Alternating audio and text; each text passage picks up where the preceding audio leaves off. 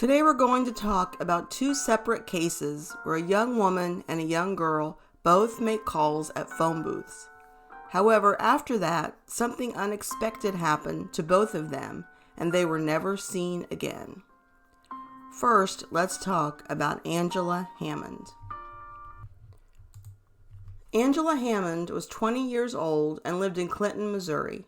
Her parents, who were divorced, were Chris Hammond, who lived about 80 miles away in Olathe, Kansas, and her mother, Marcia Cook, who lived just outside Clinton, Missouri. Angela had recently moved into a trailer in Clinton with her 18-year-old boyfriend, Rob Schaefer. She worked as a night processor at the Union State Bank and also took classes at Central Missouri State University in nearby Warrensburg, Missouri. On that day, Angela was excited because a friend from out of town was visiting. Her and her friend drove 20 miles from Clinton to the small town of Montrose, where Angela's mother lived. The two girls had a picnic with Angela's mother and her neighbors. At 9 p.m. that night, Marcia Cook told her daughter goodbye, and the two young women drove back to Clinton to goof around. Around 11:15 p.m., after dropping her friend off, Angela stopped at the payphone at the Safeway grocery store, which was approximately a block from the square in Clinton. Her boyfriend Rob wasn't at home, but was at his mom's house, babysitting one of the siblings. The young couple didn't have a phone at their residence, so Angela used a credit card to call him from the payphone to tell him that she was too tired to meet up where he was that night.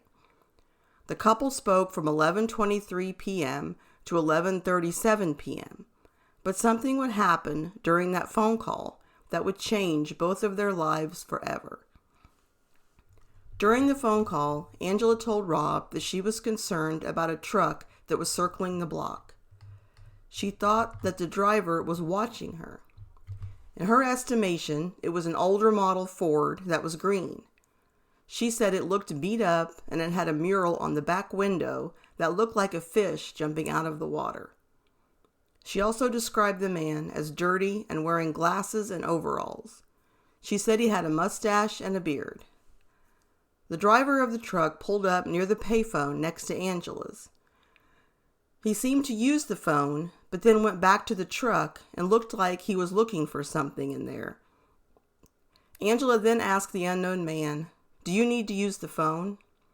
A voice then says, "I'll try again later." Rob is still on the line when several seconds later, he heard Angela scream, and then it sounded like the phone hit the payphone and then someone hung it up. The sheer panic of his girlfriend screaming made Rob jump in his truck and head to the phone booth, which was several blocks away.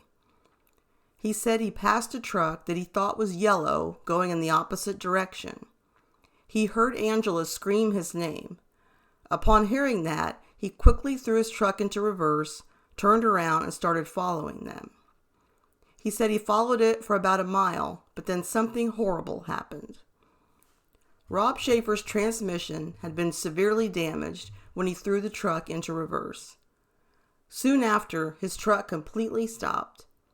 He said he watched the truck that had his girlfriend turn onto a gravel road and then disappear over a hill. Rob was totally helpless and couldn't chase them anymore. Angela Hammond, along with her abductor, had disappeared into the night. Police were quickly notified and they arrived at the Safeway parking lot. Angela's car was still there. Her purse was still on the seat. The only things missing from the car were Angela's driver's license and her keys. Something else would be revealed about Angela Hammond that made her disappearance even more heartbreaking. Angela Hammond was 4 months pregnant. She and Rob were expecting a child together, and she was due on September 2nd. Angela and Rob had even planned on getting married. At first, everyone was a little suspicious of Rob's story about his transmission dying. The FBI would question Rob for 5 hours, and he told reporters, "They don't think my story's very good. I told them everything I know." The FBI would also question Angela's former boyfriend, Bill Barker, for 3 hours, even implying that he and Rob could be working together and asked them, "Why would you do something like this to her?" Police gave both men polygraph tests, which it is reported that they passed. Authorities didn't have much to say about Schaefer and Barker, but said they were interviewed more as witnesses and seemed to be cleared as suspects quickly. Police had thought, given the circumstances of the abduction, that they would find Angela soon, perhaps along the side of the road where the truck driver may have pulled over. Authorities would check the gravel roads around the Harry S. Truman Reservoir. There were also mass searches of creek beds, abandoned houses, old wells, and barns from day until night. Angela's friends and family and the bank where Angela worked would offer a $5,000 reward for information on her whereabouts. Soon after, a group of local doctors, as well as Angela's grandparents, would add to it to make it $16,000. Rob Schaefer and Bill Barker, along with community members and law enforcement, would search everywhere they could think of. Rural property owners were also asked to check their property and any buildings or areas that a body could be hidden in. Then, 11 days after the disappearance, police in Clinton, Missouri would call in the Missouri Rural Crime Squad to assist them because they felt they needed extra help. They consisted of 25 officers from 15 different countries, but despite all the manpower, there was nothing substantial uncovered, so after a week they returned home. Absolutely no trace of Angela Hammond was found. Then 2 weeks after Angela Hammond disappeared, there would be some more information from witnesses about what happened around the time of the abduction. One witness claimed that she drove past the grocery store lot shortly after the kidnapping. Then 2 other women would come forward who got a look at Angela's abductor. These witnesses said that they actually saw Angela Hammond at the phone booth that night. At first they thought that Angela was a friend of theirs, so they pulled up beside the mystery truck. They saw a man they described as white, medium build, with a mustache and a dark-colored baseball cap, leaning back in the truck. Then after a closer look, they then determined that it wasn't their friend after all, so they left. There would be additional information that was reported about the truck, but not all of it matched up. This made it hard to have an exact vehicle in mind to search for. Angela had definitely described it as green, but when Rob passed it, he said yellow or green. It was thought to be a 1968 to 1970 model Ford. Most people agreed on that. Some other people's descriptions of the truck would say that the license plate may contain the letters XY. They also said that the truck had a white roof, with the top half of the doors being dark green and the bottom half being light green, with a chrome strip separating the 2 shades. During their investigation, Henry County investigators would learn of 2 abductions that had taken place just a few months before and not far away. On January 19, 1991, 42-year-old Trudy Darby was working at K&D convenience store near Max Creek, Missouri, which is about 70 miles southeast of Clinton. Around 10 p.m., she called her son Waylon Darby and told him about a suspicious man who was hanging around outside the store. Then the phone hung up abruptly. When her son arrived just 5 minutes later, Trudy was gone, and all that remained was her purse and an empty cash drawer. Sadly, Trudy's nude body would be found just 2 days later in the Little Neongua River. She had been shot twice in the head with a shotgun. Then on February 27, 1991, 30-year-old Cheryl Kinney would disappear around 10 p.m. right after closing up the Quality convenience store where she worked. Witnesses said that they observed a heavy-set man with a beard and mustache sitting in a pickup truck near the convenience store that night. The convenience store where Kinney worked was in Nevada, Missouri, which is about 70 miles southwest of Clinton. Cheryl Kinney would never be found. Then just over a month later, Angela Hammond would be abducted. Could these 3 cases be related? Then in December of 1991, 6 months after the disappearance, there would be some newspaper articles about the disappearance. Angela's mother, Marcia Cook, was interviewed and said that it was still so hard, but it helped her hang in there knowing that people were still looking for her daughter. Rob Schaefer had been training as a National Guardsman in Eustis, Virginia. Marcia Cook said that Rob was taking the disappearance hard and had kind of shut himself off. Around the same time, a man named Russell Smith from Manitoba, Canada, would come forward. He claimed that he saw Angela leave a drugstore in Manitoba, Canada in September. He said that Angela had gotten into a green pickup truck, and he described the same truck as described at the phone booth that night. Police would show pictures of Angela to the locals there, but nothing new was learned. Smith said he first learned about this disappearance in October while visiting relatives in Missouri. Police said that they don't doubt the man's sincerity, but they hadn't been able to confirm his sighting. Then on February 5th, the television show Unsolved Mysteries would air a segment on the disappearance. They hired local actors Tammy Stevens and Paul Wirtz to play Angela and Rob. The segment airing would produce 200 calls into the Clinton Police Department and 400 calls to the Unsolved Mysteries Telecenter.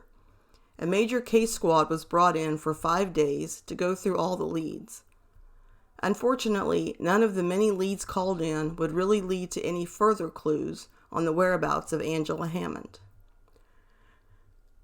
There was a serial killer who police were looking at as a possible suspect in the cases of all 3 women.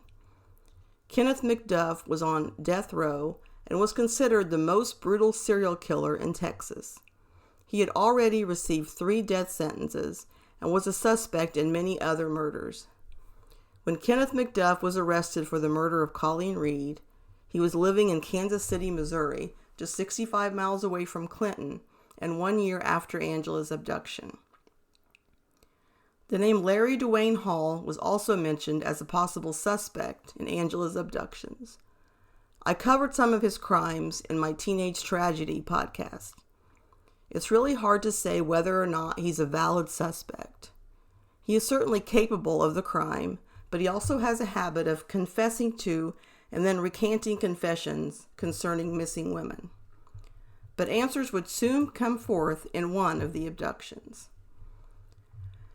A few years after Trudy Darby was murdered, a young man began to talk to his family and a neighbor. He told them that he was involved in the murder of Trudy Darby. People close to the person weren't sure whether or not to believe him, since he would have only been 15 years old during the abduction.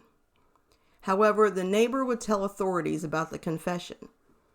A former girlfriend of the teenager would also tell law enforcement that he had confessed to her. Police then brought him in for questioning. At first he denied it and then admitted that he and 2 others were responsible for the murder. It was then that the teenager, whose name was Jess Russ, was arrested for the crime. His account of that night was hard to hear. Russ claimed that he and his half-brother, Marvin Cheney, and 1 other person entered the convenience store that night with the motive of robbing it and abducting Darby. He said that the 3 of them entered the store and took money out of the cash register, then dragged Trudy out of the store and put her in their trunk. She was then taken to a local barn where she was raped and beaten and shot in the head once and put back in their trunk. Trudy was then driven to the Little Neongwa River. It was discovered that she was still alive, so she was shot again and thrown in the river. In March of 1996, Russ was convicted of the kidnapping and first-degree murder of Trudy Darby and sentenced to life in prison without parole. Cheney at first denied Russ's claim that he was involved in the murder, but did eventually plead guilty to the crime in April of 1997 and received a life sentence. During the trial, it was also revealed that Jess Russ had written a series of incriminating letters to a fellow inmate where he talked about the murders of 2 other women. Were the women he was referring to Cheryl Kinney and Angela Hammond? Sadly, years would turn into decades, and there was still no trace of Angela Hammond, no new clues, and no one strong person of interest. Then in April of 2021, on the 30th anniversary of Angela's abduction, police would release some information that they had learned over the years that might provide a whole different reason for Angela's abduction. This concerns a confidential police informant who played a significant role in disrupting an illegal narcotics operation in the Lake of the Ozarks area. His identity would be revealed, however, after he testified in the court case. The informant would then receive a ransom-type threatening homemade letter. This letter addressed the informant by the number that had been assigned to him to protect his identity before the court proceeding. They mentioned this man's estranged wife by name, and they also referenced his daughter, and they had both recently moved to Clinton. His daughter was named Angela, and it is said that the two Angelas had similar physical characteristics. The date the threatening letter was postmarked was April 4th, 1991, which was also the same day that Angela Hammond was abducted. Authorities now believe that it is possible that due to their same first name and similar appearances, that Angela's abduction could have been a case of mistaken identity. I will read what the release note said and note that the actual number the informant was assigned has been redacted, as well as the estranged wife's name. I will also post an image of the actual note on my website in the article version of this episode. Hello, number blank. We know who you are, number blank. People like you deserve what you get. We know where your foxy daughter is at. She will see us soon. Tell blank she has our deepest sympathy in her further loss. Goodbye, blank. Police said that this lead actually came from the original police file. It was ignored initially because they couldn't connect the green truck that Rob Schaefer chased that night to this theory. Police had been looking into this possibility for years, however, mentioning it only to Angela's mother back then. They also said that even though the theory seems incredible, they have come across information that lends credibility to it, so they have not been able to refute it. They hadn't released the information publicly until the 30th anniversary of the disappearance. They did so in hopes of garnering new tips, and they also want someone who recently called in an anonymous tip concerning the possible mistaken identity theory to call back. This person gave two specific names, but did not give a way for the police to contact them. Looking back on their 30 years of investigating, police said there are two things that they are certain of. Angela Hammond was kidnapped by a stranger, and Rob Schaefer has been cleared. Police said Rob passed several polygraphs, had an alibi, and was always fully cooperative with them. Let's hope this new information released will help advance the case. Sadly, Angela's mother, Marcia Cook, passed away in 2021 at the age of 66. That was about 6 weeks after the 30th anniversary of her daughter's disappearance. Unfortunately, she would go to her grave with the whereabouts or actual details of what happened to her daughter unanswered. Although he isn't mentioned often online or wasn't shown in the Unsolved Mysteries segment, Angela's father, Chris Hammond, was devastated at his daughter's disappearance. According to newspaper reports, upon hearing his daughter was missing, he rushed to Clinton from his home in Olathe and spent the first several days and nights on no sleep searching for his lost daughter. He currently lives with his wife in Olathe, Kansas, and is no doubt still heartbroken that his daughter has never been found. As far as my thoughts on this case, I of course saw this segment many years ago on Unsolved Mysteries. It is such a chilling case as Angela basically describes her own abduction and abductor, which is rare. I had always thought that it was just a random abduction, that a man looking for a woman to attack sees a woman with no one around at a payphone. It was pretty late at night, and he was confident that he could get her in his truck that was just a few feet away without much of a problem. I was surprised that her body never resurfaced, however. You would think a quick random crime like that he would have just disposed of her quickly and the abductor would head out of town instead of taking the time to find a place and bury her. But that wasn't the case. I was as surprised as I'm sure most people were when police released the new information in the case and the possible new theory. They were right at first when they said this theory seemed incredible. But let's talk about whether this theory could be what actually happened. The first thing that made me question this is I always thought that this was a random abduction. But upon my research and reading the accounts from around that time, Angela did think that the man was watching her. Some accounts even say that he drove around the block a few times. If this is true, that could be a person who was trying to identify exactly who was at the payphone. Also, he didn't abduct her right away, meaning he didn't quickly pull up, grab her, and leave. He sticks around long enough for Angela to be able to describe him to Rob. Why did he linger around as long as he did?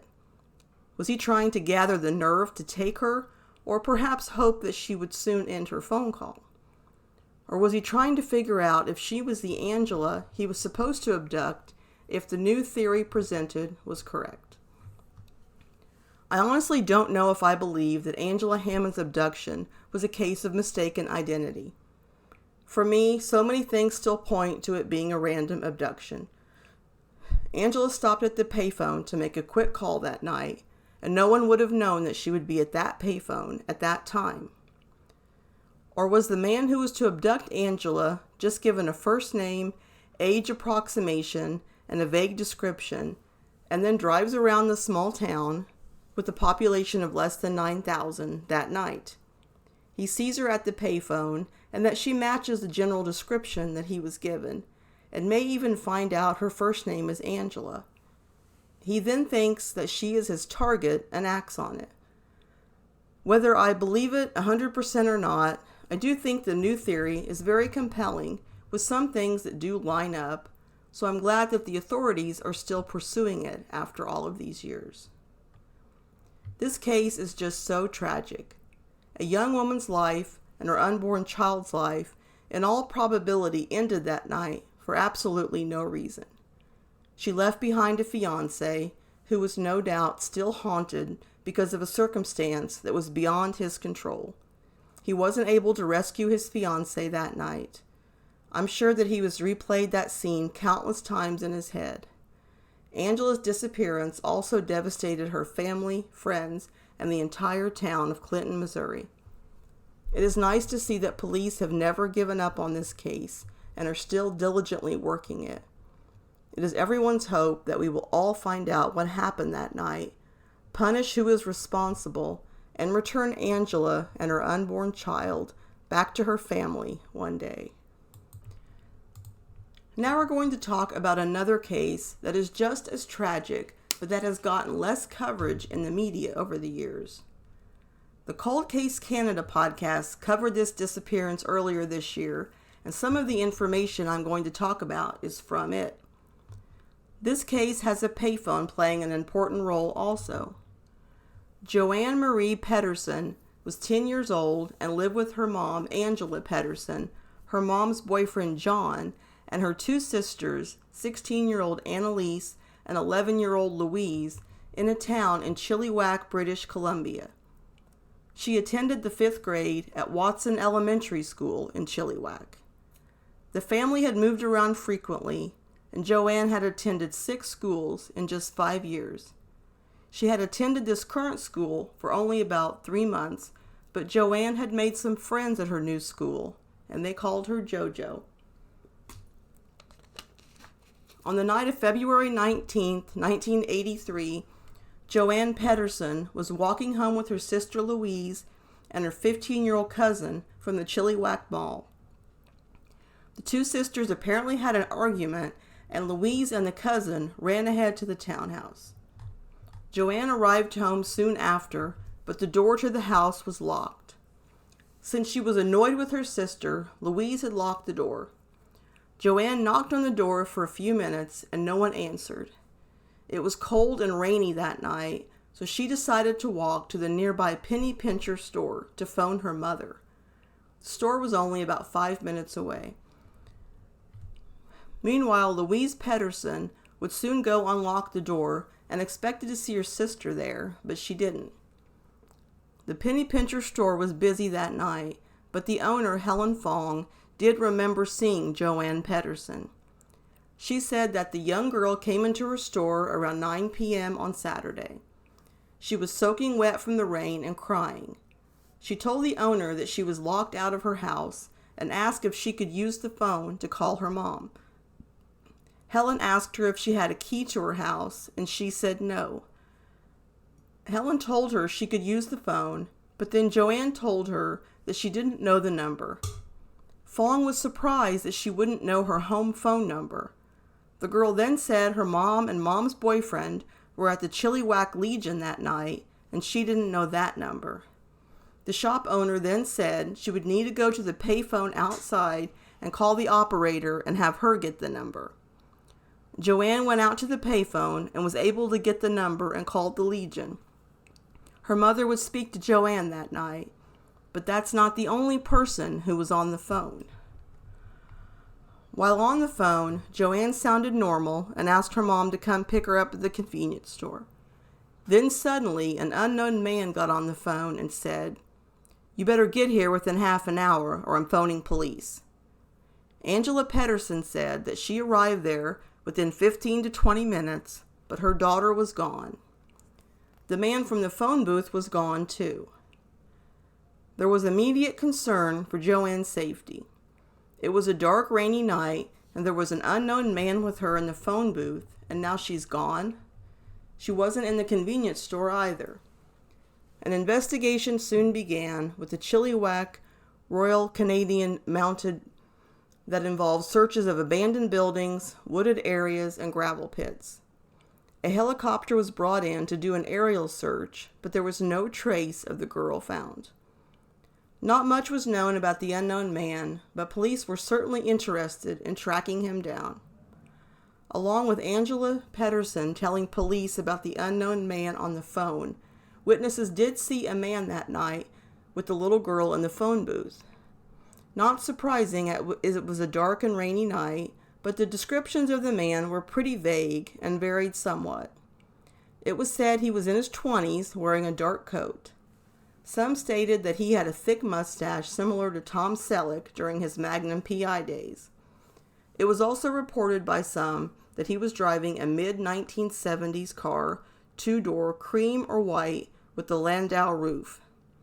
Even after appeals in the media, police were not able to find the unknown man.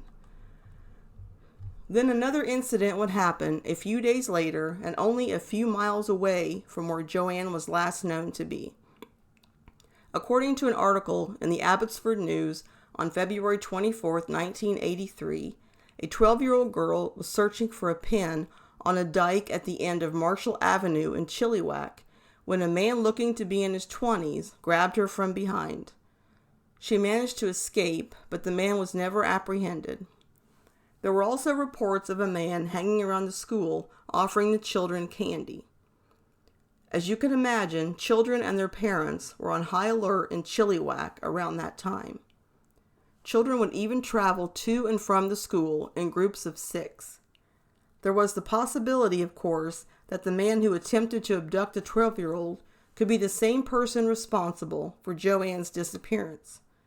Both incidents were only 5 days apart, and the area where the girl was grabbed was only about 5 miles from the area where Joanne disappeared from. Then on February 26, 1983, there was another attack reported that was in the newspaper. A 22-year-old female military employee was on her way back to the base when she was forced into a van, struck 2 times, and had her sweater torn. Then at Vedder and Keith Wilson Roads, when the van stopped at a traffic light, the woman was able to escape. This area was also not far from where Joanne was last known to be. On March 1st, the official search was called off with sadly no trace of Joanne Pedersen. Not long after that, on April 4th, 1983, Joanne's grandmother, Mary Riley, would receive a strange phone call. A man said, "You better listen to this," and it was the sound of a child's uncontrollable crying. The grandmother wasn't able to tell if it was Joanne. However, the family was hopeful it could be, since Mary Riley had an unlisted phone number, and Joanne was one of the few people who knew it. Could Joanne have given the unknown man the number, and could the call have been legitimate? Then on July 4th, 1983, just 5 months after Joanne's disappearance, another little girl would go missing in Aldergrove, British Columbia, which was 28 miles from Chilliwack. Terry Lynn Scalf was a 7-year-old that disappeared after last being seen near her home at 4 p.m. that day. The police suspect foul play and are unsure if her disappearance could be related to Joanne Pedersen's. In a newspaper article 8 months after the disappearance, Joanne's father, Leo Pedersen, would weigh in on the disappearance. He said when he heard his daughter was missing, he did travel to the area from his home in Grand Forks, British Columbia. However, Angela Pedersen had a court order barring him from being around the girls, so she enforced it and he had to travel home. The exes apparently had a pretty messy past. Leo and Angela had gotten divorced in 1978. Then a few years later, Leo would take the couple's 3 daughters, change their names, and hide them in the U.S. He claimed that he did it because of their unstable home life and frequent moves. It is unclear exactly how long they were in hiding, but around 1980 they were discovered and the girls returned to their mother. After the parental abduction, Leo Pedersen had been denied visitation rights, and he said he hadn't seen his missing daughter since 1980. He said that he didn't believe his daughter was still alive. He hoped that she was and asked whoever had her to release her to her father. He was unaware at the current time where his ex-wife and daughter Louise were, and he said that they seemed to have left the province. He did say that the couple's oldest daughter, 16-year-old Annalise, was in a foster home, but she did visit with him recently, and she was doing well. Sadly, this case would grow cold and would stay that way for years. Then in 2008, 25 years after her disappearance, the police would start a renewed effort to find the little girl. Apparently, they had received some information in 2007 that they wouldn't tell the media, but it made them look at things in a different light. There were newspaper articles, and Crime Stoppers would produce a brief reenactment of the events of that night. Police were also still desperate to find the unknown man seen in the phone booth with Joanne and who interrupted the phone call with her mother. They believe that he may have stayed away because he was initially portrayed in a negative light. Police now believe he may have only been trying to help that night. It was revealed in a newspaper article in 2008 that this new information police received appeared to be an anonymous letter sent to them that included key information. They wouldn't reveal what it said, but they believe the writer may have witnessed some of the events of that night. They made public appeals urging the letter writer to come forward to give them further information. Police would later imply that the letter writer was the mystery man they had been searching for. Then in early September of 2011, another anonymous handwritten letter was delivered to police with significant information indicating it was legit. Police were desperate to find the letter writer as they believed they may have witnessed the abduction. Then in 2023, the 40th anniversary of Joanne's disappearance, police would once again do a push and ask the public to come forward with any information that they had in this case. They also revealed something very interesting. Police said that they had recently identified and spoken with the mystery man from the phone booth that night, but they would not reveal his name. What they would then say would surprise a lot of people. They stated that they are now convinced that he was only trying to help that night and is not a person of interest in this case. They didn't talk about any details of the conversation. On the Cold Case Canada episode, the host did interview someone from law enforcement on the air. She couldn't say much about the investigation, but she did say a few things that the mystery man had said in his interview. I think it helps to answer at least a few more questions about the timeline from that night. The officer said that in hindsight, of course, the man wishes that he would have stayed until Joanne's mother arrived. But at the time, he didn't realize what would happen. He said it was a lighted area and there were people there. Plus, her mother was on the way. It also appears that the man had voluntarily come forward recently. She believes he was hesitant to come forward right after the disappearance because he was portrayed as a possible suspect early on. That may also explain why he appeared to have sent those 2 anonymous letters several years prior. She went on to say that he is getting older and has some health concerns and thought that coming forward now to speak to the police face to face was the right thing to do. Although the police have worked diligently to solve this case, there still has been no resolution.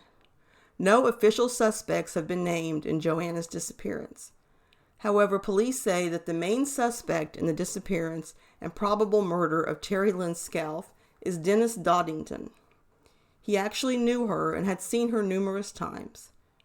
Doddington is a convicted pedophile with convictions on many other crimes as well. One of the 3 children that Doddington pled guilty to molesting actually lived in the same complex as Terry. Police won't mention any specifics, but they will not rule out that Doddington could be a possible suspect in Joanne's disappearance. My opinion on what happened in this disappearance was easy to come to.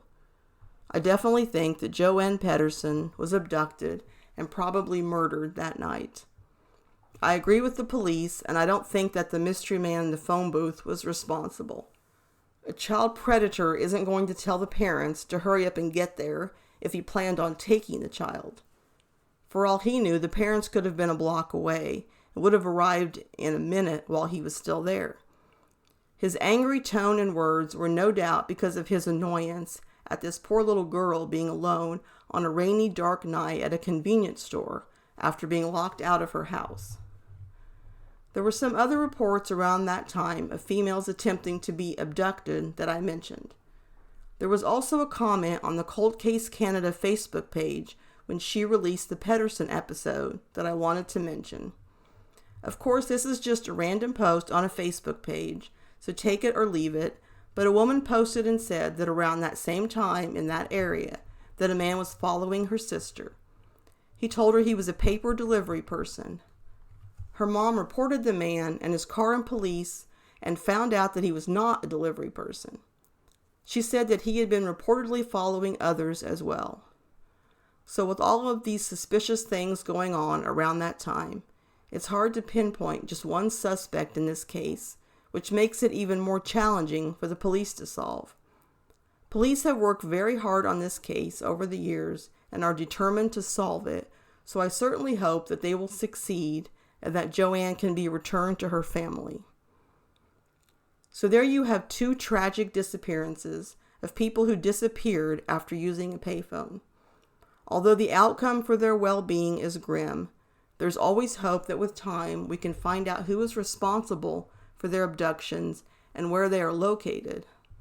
Only then will we get more answers about what happened during their final call.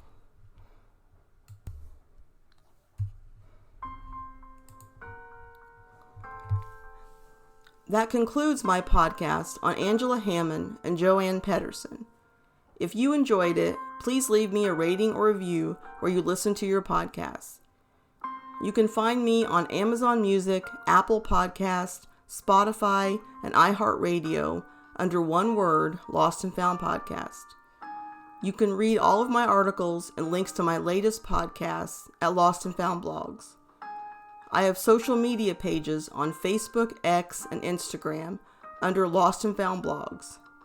I have a donate button on the main page at Lost and Found Blogs if you'd like to support the show, as well as a Patreon channel with lesser known missing person cases.